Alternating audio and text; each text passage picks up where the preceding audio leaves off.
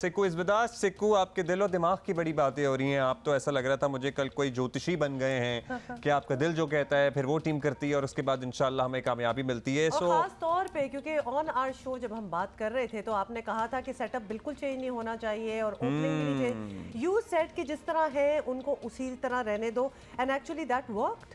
That did work. बिल्कुल जी। और सबसे पहले तो सबको मुबारक। और आपने कल प्रोग्राम में देखा था कि मैं कितना कॉन्फिडेंट था कि हम ये जीत जाएंगे और हमारी टीम जो है बहुत अच्छा करेगी और अल्लाह का शुक्र है कि ऐसा हुआ। और जिस तरह लड़के कह रहे थे, सारी कौम जो है सो दुआएं कर रही थी। जो मैंने मिजाज और जुनून देखा है पूरे पाकिस्तान का, जब मैं बाहर जाता था हर एक से बात करता था, हर एक के जहन में एक ही चीज़ थी कि क्या हम फाइनल में पहुंचेंगे नहीं पहुंचेंगे। तो जो खुशी इस वक्त है मुल्क में इन हालात में, वो देखकर मुझे बड़ी खुशी हो रही है। और आज अगर आप अंग्रेजी अखबार का जो है वो हेड फ्रंट पेज देखें तो एक लड़के ने बड़ा अच्छा बैनर वहाँ उठाया है कि वेयर आर यू फ्रॉम। तो जवाब आया और उसने फिर जवाब दिया आई एम फ्रॉम पाकिस्तान। तो उसने नीचे लिखा था वेयर इज पाकिस्तान। तो उसने बड़ा बड़ा लिखा था we are in the finals. That was amazing. इतना खूबसूरत वो लिखा है उस बंदे ने। और जो चेहरे पे खुशियां हैं पाकिस्तानियों की, और जो कल मैंने जिंदगी में पहली दफा सुना है अपनी, जब से मैं क्रिकेट देख रहा हूँ और खेली और मैं यहाँ पर हूँ, कि पहली दफा देखा है कि जो क्राउड था, जो जिस तरह उन्होंने दिल दिल पाकिस्तान पूरे स्टेडियम में गाया है, यकीन करें कि वो जज्बात पे काबू नहीं रहा। That was amazing. मतलब लिटरली आपकी आंखें नम हो जाती हैं, रोंगटे खड़े हो जाते हैं, आपका दिल भर जाता है ये मनाजिर देख के। और पता है सिक्कू, एक और बात भी है ना कि हम हर चीज़ में तो अब डिवाइडेड हैं, मतलब सैडली, बट एक दूसरे का वजूद, एक दूसरे की बात, एक दूसरे का कहा बर्दाश्त नहीं है। आजकल हमें एक इर्द गिर्द अपने माहौल देखें, लेकिन क्रिकेट और क्रिकेट में जीत एक ऐसी चीज़ है जिससे एकदम एहसास होता है अरे नहीं, हम सब पाकिस्तानी हैं, हम सारे मुहब्बे वतन हैं, हम सारे पाकिस्तानी एक दूसरे से मोहब्बत करने वाले लोग हैं। और Sikandar, maybe we can all relate to that कि हम जब वो यूनिटी क्रिकेट के वक्त देखते हैं ना, जिस तरह हमने कल देखी, तो हमारी डिविजन्स, जो पोलराइजेशन जो हमारे यहाँ हुई है, वो और भी नुमायां हो जाती है कि why can't we be like that. बिल्कुल आप सही कह रहे हो। मैं हमेशा कहता हूँ cricket is a binding force.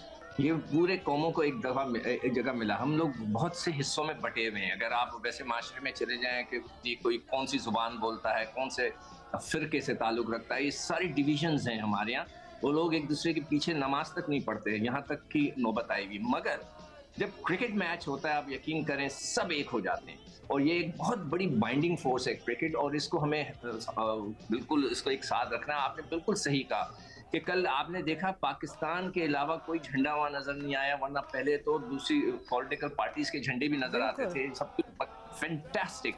कल का तो माहौल देख के तो यकीन करें कि मेरी भी आंखें नम सी होने लगी कि यार इतना जबरदस्त। तो वो जो पाकिस्तानियों ने वहां पे गाने गाए, दैट अमेजिंग। आई होप कि हम दोबारा एक हो जाए और ये क्रिकेट मैच जो है वो रियली होप सो। और नफरतों की जो सियासत है वो अल्लाह मियाँ किसी तरह करे कि ख़त्म हो जाए। अच्छा सिक्कू, आज के मैच में कहते हैं कि एथलेट में सब कॉन्टिनेंटल कंडीशंस होती हैं और इंडिया को प्रॉब्ली फ़ायदा हो सकता है। Is that so?